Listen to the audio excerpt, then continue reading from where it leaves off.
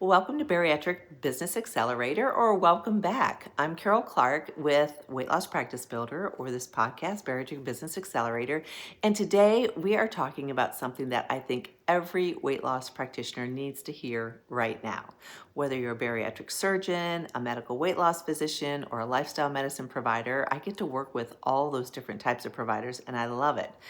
And we all see that the weight loss industry has changed more in the last 12 to 18 months than it did in the previous whole decade, I think.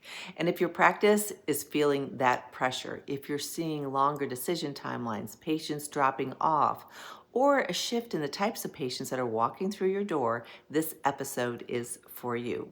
So let's start with what's actually happening. As we know, GLP-1 medications have completely changed how patients enter the weight loss space. They are no longer following a predictable path. They're not calling your office or getting referred necessarily by another practitioner. They're starting off often on Google, on Reddit, social media, other AI platforms, and many of them are already on GLP-1s from a telehealth platform before they ever find you. In fact, a 2026 study published in JAMA Surgery looked at nearly 32 million adults and found that by the third quarter of 2025, about 24% of patients who were eligible for bariatric surgery were already on a GLP-1 prescription. Meanwhile, bariatric surgery volumes had dropped, they say, by 46% in this particular article over just 3 years. Now, before anyone panics, I want you to be really clear about something.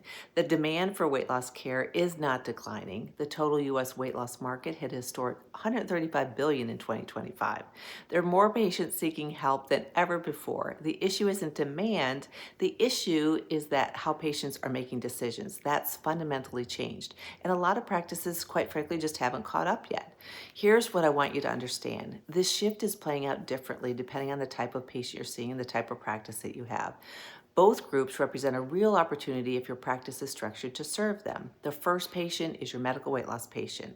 They're coming to you after trying something on their own, maybe a GLP-1 from an online platform that wasn't particularly well managed.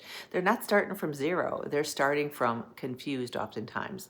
They don't just want a prescription, even though a lot of times that's what it feels like to us. They do really want or need someone to actually guide them, which is where you come in, of course. And the second patient is your potential surgical candidate. They've done their homework, they've read everything, they may not have ruled out medication, and they are not going to commit to a consultation until they actually trust you.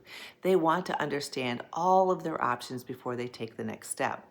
Both of these patients are walking through your door, particularly if you have a comprehensive medical and surgical program, or they really should be. The question is whether your practice is set up to receive them where they actually are in their journey. So what does that look like in practices? The practices that are growing right now, what I see, are doing these things differently. First, they're meeting the patients where they are. They're not assuming every patient is a surgical candidate if they're surgical practice or a brand new medical weight loss patient. They have intake systems that can quickly figure out where someone is in their journey and route them to the right experience from day one. Second, they're educating before they sell. Patients who feel informed and supported early on are far more likely to commit and to refer others to your practice. Education at the front of your funnel pays off for months and years down the road. I say this all the time. And third, this is the big one. They have systems, not just services. The difference between a practice that's struggling nowadays and one that's thriving often isn't clinical quality. It's structure. It's having a documented intentional patient pathway that takes someone from their first inquiry all the way through long-term follow-up consistently every time. So here's the bottom line. The shift is not something to resist. It's something to leverage.